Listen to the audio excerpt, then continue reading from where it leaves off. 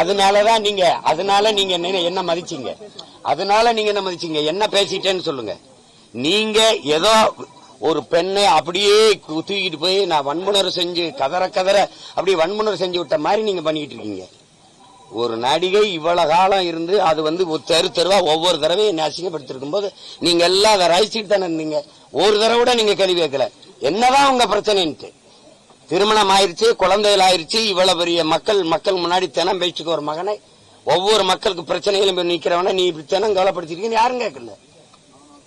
நீ விரும்பி தானே நீங்க உற வச்சுக்கிட்டீங்க.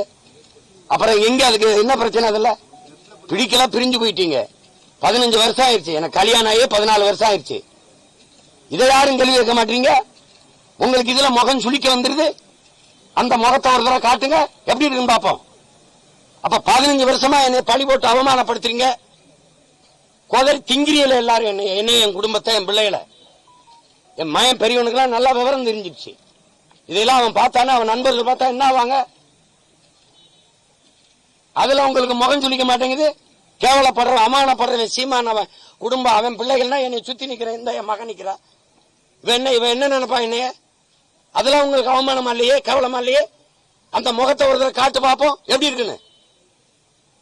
அதே என்னைய சொல்லும் போது சிரிக்குத முகம், நாங்க என் ஆதங்கத்தை சொல்லும் போது அப்படி சுளிக்குது.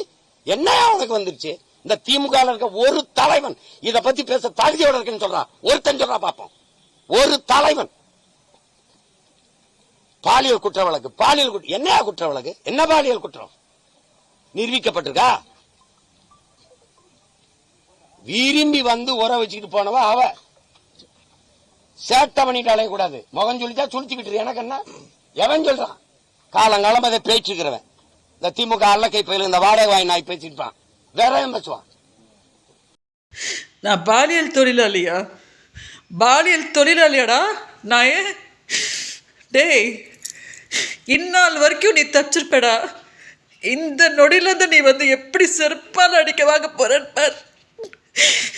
பாலியல் தொழிலாளினா நான் இன்னைக்கு எங்க அக்கா வச்சுட்டு பெங்களூர்ல தவிச்சுட்டு கிடப்பேனடா.